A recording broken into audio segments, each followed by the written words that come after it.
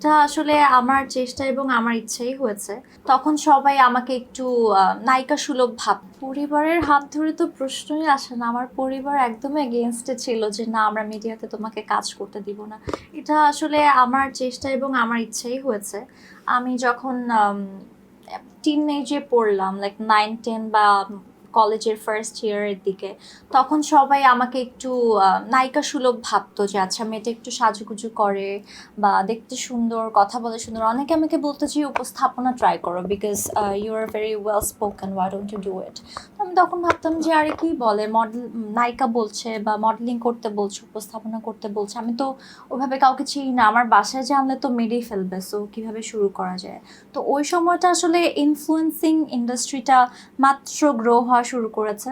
অনেকে social media থেকে পরিচিত হয়ে তারপর একটু ফটোশ্যুট করলে দেখা যেত অনেক পরিচিতি পাওয়া যেত বা মানুষ পছন্দ করতো। সো দ্যাটস হাউ আমি সোশ্যাল মিডিয়ার থ্রুতে একজন ফটোগ্রাফারকে অ্যাপ্রোচ করি। তারপর আমি একটা ফটোশ্যুট করি যে আমার পোর্টফোলিও বিল্ড আপ। ওইটা দেখেই আমার কাছে মডেলিংয়ের অফার আসতে থাকে, কিন্তু যেহেতু আমার বাসায় জানতো না এবং আমি অনেক ছোট ছিলাম, সো তখন ওই কাজগুলো করতে একটু ডিফিকাল্টি ছিল, একটু স্ট্রাগল ছিল। আমার সফলতার ক্ষেত্রে ইনিশিয়ালি শুরুর দিকে আমি বলবো পুরোটাই আমার এফোর্ট এবং আমার চেষ্টা ছিল, কারণ আমি কাউকে চিনতাম না। আমার নেটওয়ার্কটা আমারই বিল্ড আপ করতে হয়েছে।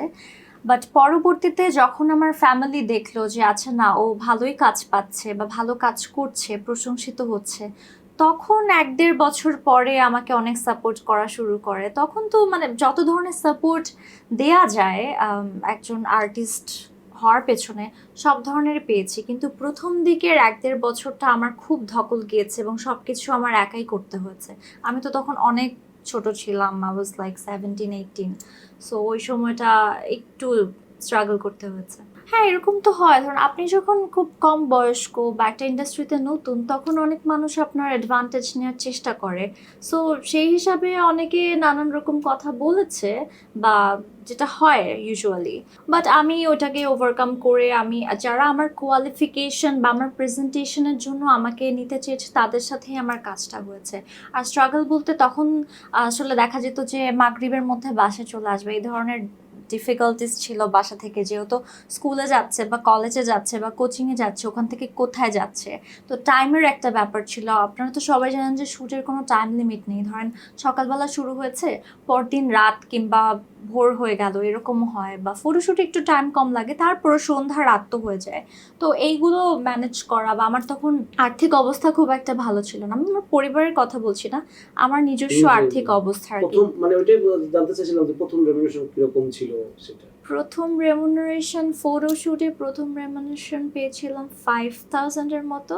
আর নাটকে প্রথম রেমুনারেশন পেয়েছিলাম 10,000 এর মতো। এখন রেমুনারেশন তো ভালোই পাই, বা এখন নতুন যারা কাজ করে তারা অনেক ভালো পায়। বাট আমি যে সময়ের কথা বলছি, আরো 4-5 বছর আগে, তখন আমার জন্য এটা অনেক অনেক বড় একটা অ্যামাউন্ট ছিল।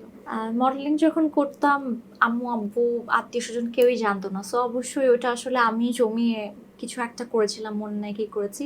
বাট হ্যাঁ, নাটক যখন শুরু করি তখন তো আমাকে বাসায় জানাতেই হয়েছে। না, বয়ফ্রেন্ড ছিল না তখন, আর থাকলে আমি গিফট করতাম না। আমি ছেলেদের গিফট করি না, ছেলেরা আমাকে গিফট করে। সো আমার মনে হয় যে না, ছেলেদেরকে গিফট দেওয়া যাবে না।